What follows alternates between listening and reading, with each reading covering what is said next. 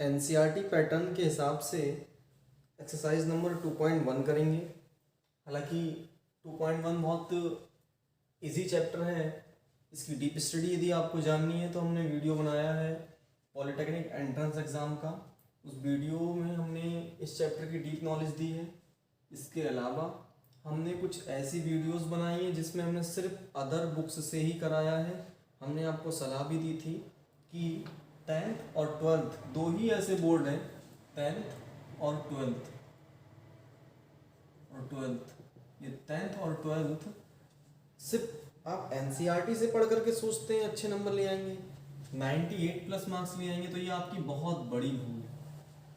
एक बुक से कुछ नहीं होता बोर्ड एग्जाम्स में, इसलिए अदर बुक से ही पढ़ाना पड़ता है। इसलिए सबसे पहले हमने आपको इसी चैप्टर का बहुपद यानी कि पॉलिनोमियल से चैप्टर है आपके सिलेबस में, ये बहुपद, इस चैप्टर का हमने लगभग 8 से 9 वीडियो बनाई हैं और हर एक वीडियो बड़ी बड़ी है, लगभग कोई 30 मिनट कोई 20 मिनट इस प्रकार से वीडियो हैं। तो सारी बड़ी बड़ी वीडियो जो हमने बनाई हैं उसमें हमने इसके मेन मोस्ट इम्पॉर्टेंट क्वेश्चन सारे समझा दिए हैं।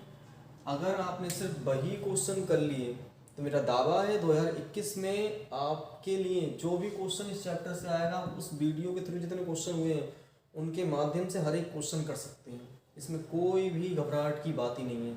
अच्छा, जिनके साथ प्रॉब्लम ये स्कूल में उनके ये सिलेबस में दे दिया है वो लोग देख लें, और कुछ लोगों को प्रॉब्लम ये भी है कि एनसीईआरटी ही क्यों नहीं पढ़ाई, तो वो भी एनसीईआरटी बेस्ड थी, सब कुछ एनसीईआरटी था, लेकिन पहले हमने आपको वो पढ़ाया जिससे आपको इंटरेस्ट आए पढ़ने में। उसके बाद एकदम से वो इम्पोर्टेंट था, सबसे पहले हमने आपको इम्पोर्टेंट पढ़ा दिया पूरा।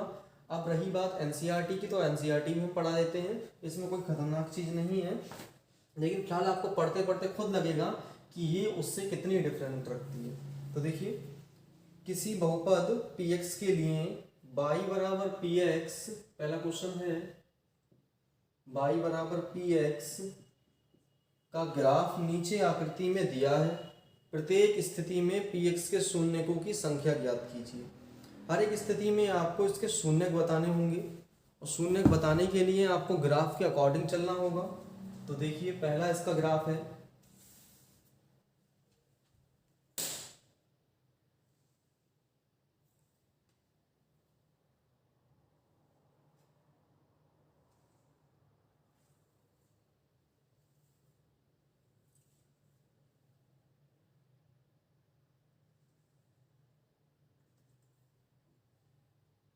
ये माइनस एक्स अक्ष, ये प्लस एक्स अक्ष, ये माइनस वाई अक्ष, और ये होता है प्लस वाई अक्ष। ग्राफ नंबर 1 है। ऐसे इसका सेकंड है, सेकंड ग्राफ भी है।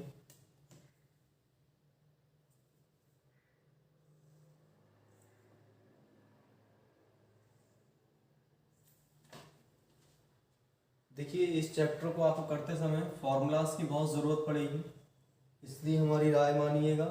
फॉर्मूलाज कंप्लीट करने के लिए आप लोग पॉलिटेक्निक एंट्रेंस एग्ज़ाम की हमने वीडियो बनाई थी, वो वीडियो 10th क्लास और अदर कॉम्पिटिटिव एग्ज़ाम्स के लिए मोस्ट इम्पॉर्टेंट है, इसलिए आप उस वीडियो को ज़रूर देखें। उस वीडियो में आपको इसके सारे फार्मूलाज मिल जाएंगे। हमने सारे फार्मूलाज वहाँ सिखा दिए हैं, यहाँ पर सिखाएंगे तो वीडियो बहुत लंबी हो जाएगी, इसलिए हमने आपको वहाँ बता दिया था। तो प्लस का एक्स अक्ष ये होता है, ये होता है माइनस का एक्स अक्ष, ये प्लस का वाई अक्ष होता है, ये होता है माइनस का वाई अक्ष। ऐसे ही एक और ग्राफ है,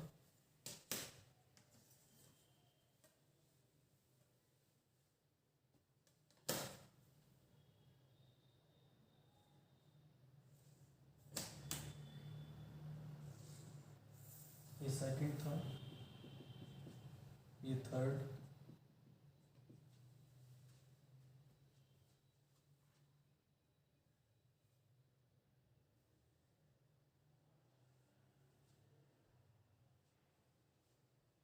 फिर फोर्थ,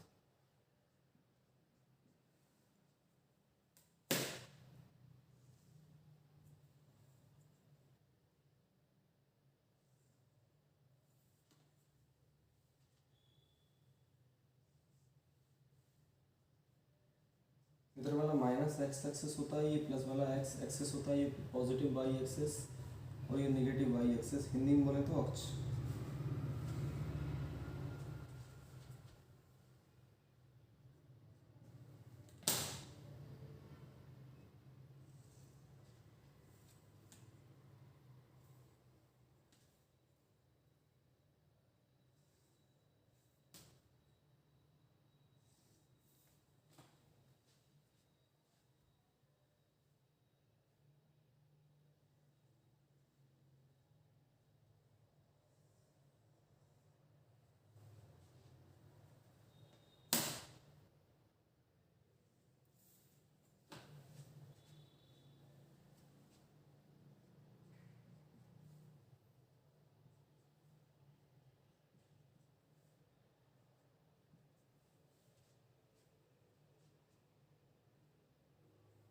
फिर लास्ट है इसका, इस एक्सरसाइज में बस यही ग्राफ है।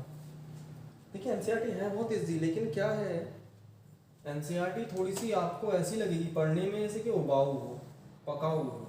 इसीलिए पहले हम आपको वो क्वेश्चन कराते हैं जो बोर्ड एग्जाम्स में आ चुके हैं, ताकि आपको लगे कि हाँ बोर्ड एग्ज़ाम कैसा होता है। और दूसरी बात बता दें आपको हम कि बोर्ड एग्ज़ाम सदैव इजी ही रहता है। बोर्ड एग्ज़ाम वास्तव में बहुत इजी पैटर्न है, लेकिन एनसीईआरटी देख करके लगता है आपको कि वास्तव में बहुत टफ होगा, लेकिन वास्तव में आपने जो क्वेश्चन किए, अगर आपने पुरानी वीडियोस देखी होंगी तो आपको लगा होगा कि बोर्ड एग्ज़ाम बहुत सरल है। इतनी सारी वीडियोस में हमने एक ही पैटर्न के क्वेश्चन समझाए हैं, और उस वीडियो को सचमुच अगर आपने पढ़ लिया ना, तो ये मेरा आप स्टाम्प पेपर पर लिखवा करके दावा ले लीजिए कि 100% पूरा क्वेश्चन अगर कुछ भी आता है इस चैप्टर से तो उन वीडियो में से ही आएगा, उन वीडियो का ही क्वेश्चन होगा। ये तो सिर्फ आपकी शंका का समाधान करने के लिए मैंने बना दिया, क्योंकि कुछ स्टूडेंट का हमारे पास मैसेज आया था कि उन्हें स्कूल के टीचर्स से समझ में नहीं आ रहा है, इसलिए उनकी प्रॉब्लम दूर की जाए। इन सब के मूल बिंदु को नाम रखा गया है ओ। ये होता है जहाँ पर अक्ष मिलते हैं उसे मूल बिंदु कहते हैं, उसे ओ से लिखते हैं। मूल बिंदु निर्देशांक आपको पता होगा 0,0 होते हैं, ये आपने 8th में पढ़ा होगा। नहीं पढ़ा तो यहाँ 10th में भी सिलेबस में ये चैप्टर तो पढ़ा दिया जाएगा। अगर आपको जल्दी हो तो हमने 11th क्लास को पढ़ाया है, तो आप 11th क्लास का देख सकते हैं वीडियोज़ में। उसमें इंट्रोडक्शन करके एक वीडियो बनाई है हमने, introduction of 3 dimensional geometry portion है उसका। 3 डायमेंशनल ज्योमेट्री है, यानी 3D फंक्शन की ज्योमेट्री का सिखाई गई है, तो उसमें आप सीख सकते हैं। तो इस चैप्टर को अगर आप करना चाहते हैं तो करने के लिए आपको इन ग्राफ की टेक्नोलॉजी समझनी होगी। वो समझे बिना आपको ये नहीं आएगी। देखिए ये सारे ग्राफ बनने के बाद बस आपको हल्का सा लॉजिक ही लेकर चलना, कुछ नहीं करना। लॉजिक ये है, लॉजिक बताने से पहले मैं आपको फिर से याद दिला दूँ, बहुत सारे जो टॉपिक होते हैं वो मैं पहले समझा देता हूँ एक इंट्रोडक्शन वीडियो में। उसके अलावा अगर एक्सरसाइज में कहीं ज़रूरत पड़ती है तो वो बातें हम वहाँ पर भी रिपीट करते रहते हैं, ताकि आपको कोई प्रॉब्लम ना हो। जैसे कि इसकी ले लीजिए, ये है, ये टॉपिक मैंने आपको ये बताया नहीं। क्यों नहीं बताया, कारण था होंगे, इस पर आज तक सवाल ही नहीं आया बोर्ड एग्जाम्स में। तो फिलहाल बात कर लेते हैं। बाई बराबर px क्वालिटी है ये सब। तो यहाँ पर जो फंक्शन क्वालिटी आपके सामने आ रही है, आपको याद रखना है, सवाल में पूछा जा रहा है। देखिए सवाल है किसी बहुपद px के लिए y बराबर px का ग्राफ नीचे आकृति में दिया गया है। प्रत्येक स्थिति में px के शून्यकों की संख्या ज्ञात कीजिए। तो इस चैप्टर को पढ़ने से पहले अगर कोई भी स्टूडेंट यदि इस चैप्टर को पढ़ना चाहता है तो वो एनसीईआरटी की प्राइवेट पोर्शन की जो मैंने वीडियो डाली है नूतन पब्लिकेशन की, वो 8-9 वीडियो ज़रूर देखे। उसके बाद इस चैप्टर को अगर वो पढ़ेगा तो दावा है ये पूरा चैप्टर, इसकी जितनी भी एक्सरसाइज है, 3 एक्सरसाइज है इस चैप्टर में, 3 एक्सरसाइज का उसमें जिक्र भी किया गया है। तीनों एक्सरसाइज एक ही दिन में ख़त्म कर सकता है यदि कोई विद्यार्थी उन वीडियोस को पढ़ लेता है। तो यहाँ पर ये बात क्लियर कर लीजिए आप कि जितनी घात उतने उसके मूल होते हैं, तो यहाँ पर मूल बताने हैं।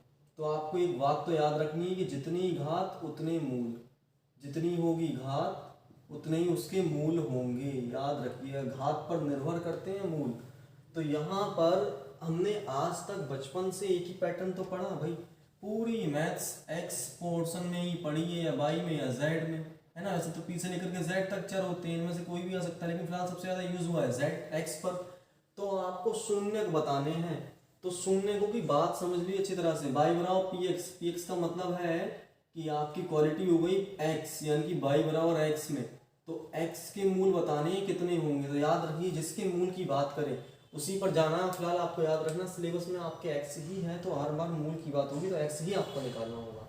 तो क्या है पैटर्न, पैटर्न ये है कि एक्स अक्ष को जितनी भी बार टच करे या प्रतिच्छेदित करे, प्रतिच्छेदित करने को इंग्लिश में बोलते हैं इंटरसेक्शन, तो टच करे या इंटरसेक्शन करे या प्रतिच्छेदित करे, तो आपको मेथड यही लगाना है। क्या मेथड लगाना है, याद रख लीजिए। क्या यहाँ पर इस ग्राफ ने एक्स अक्ष को टच किया, नहीं किया ना, तो शून्य क्या होगा, इसके शून्य मतलब होते हैं मूल, तो शून्य क्या होगा, शून्य हो गए 0, क्योंकि एक्स अक्ष को स्पर्श भी नहीं किया इसने।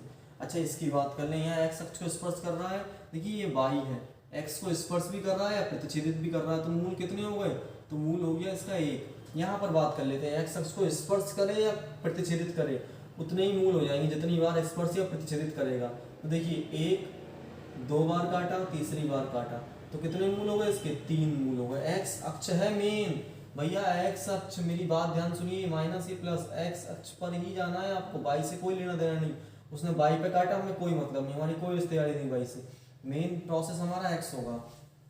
तो देखिए एक्स अक्ष को कितनी बार प्रतिच्छेद कर रहा है? 2 बार, तो मूल कितने हो गए? 2।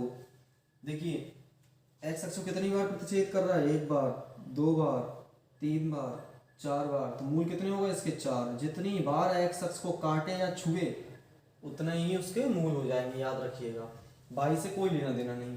एक्स अक्ष को 1 बार काटा, एक ही बार काट रहा, देखिए तो ये छू तो रहा है ना, 2 3, तो मूल कितने हो गए? 3। बस एक्स अक्ष को छुए यानी कि स्पर्श करे, काटे यानी कि प्रतिच्छेदित करे, इसे इंग्लिश में बोलते हैं इंटरसेक्शन, यानी कि इंटरसेक्शन और टच करना चाहिए एक्स अक्ष को। जितनी बार एक्स अक्ष को टच करेगा या इंटरसेक्शन करेगा उतने ही उसके मूल होंगे, अगर नहीं कर रहा है तो मूल 0।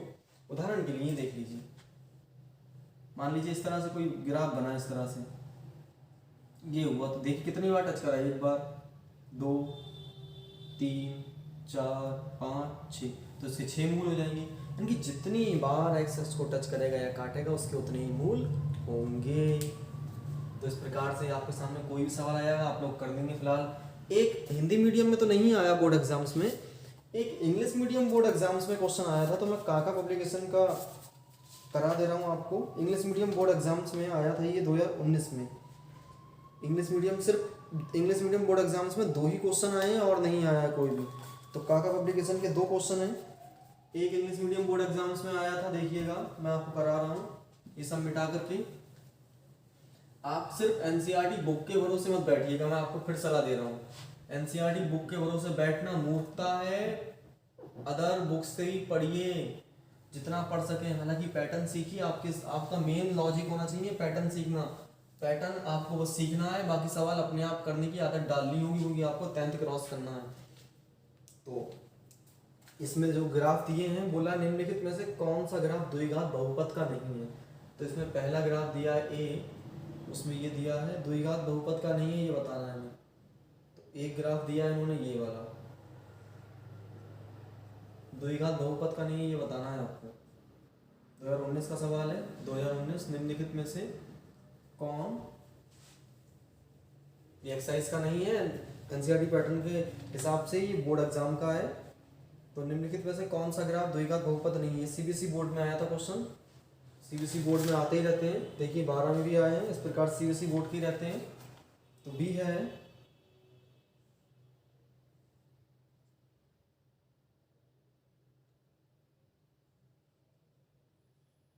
सी है,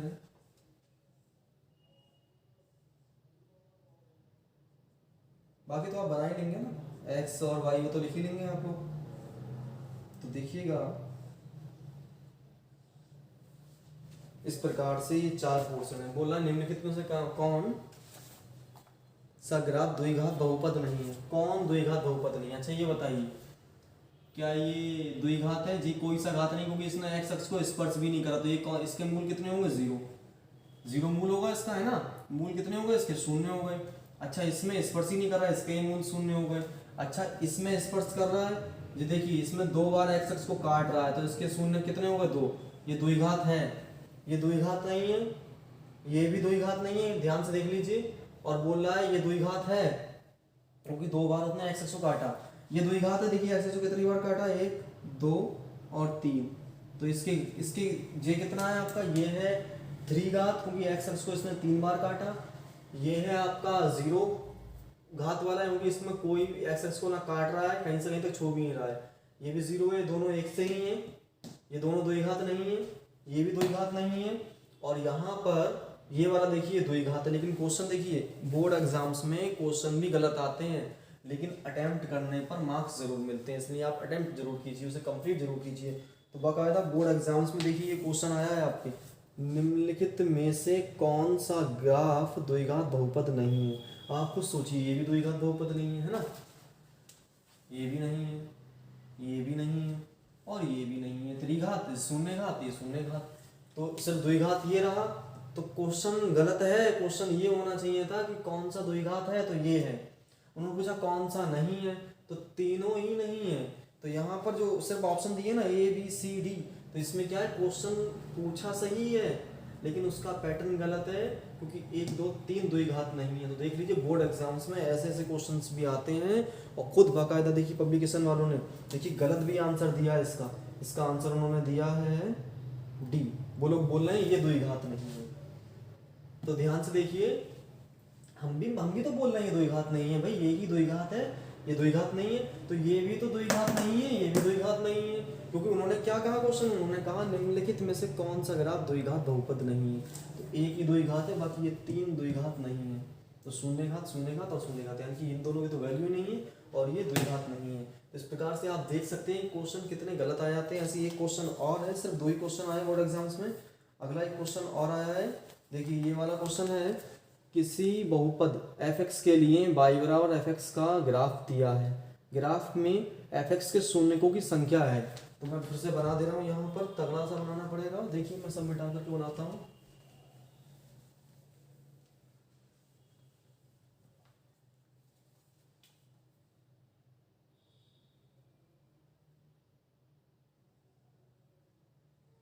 ये रहा।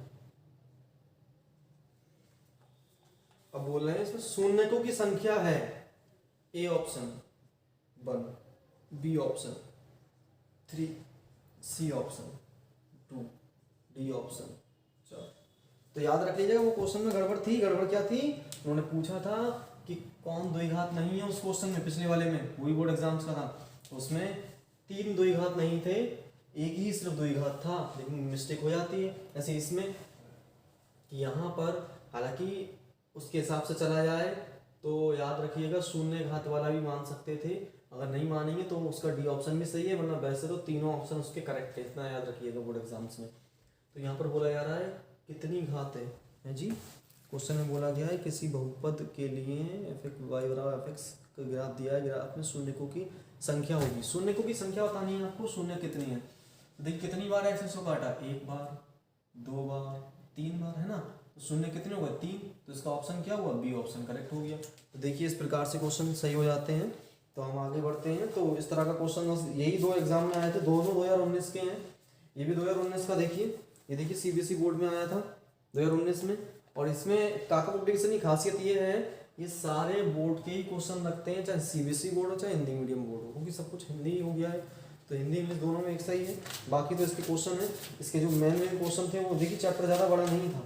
जो मेन क्वेश्चन थे ये सारे क्वेश्चन मैंने आपको, ये वाले भी और ये सब मैंने क्वेश्चन आपको नूतन पब्लिकेशन की बुक वाले सब करा दिए हैं आपको। ये वाला एनसीईआरटी में भी है, ये सब कराया है आपको। एक क्वेश्चन मैंने करा दिया। अगर आपके पास ये क्वेश्चन बैंक हो तो आप जरूर कंप्लीट कर लीजिएगा, बहुत बढ़िया रहेगी। राहुल मिल जाए, राहुल से कर लीजिएगा। आपको बोर्ड एग्जाम क्रॉस करना, आपको इतनी बात याद रखनी है।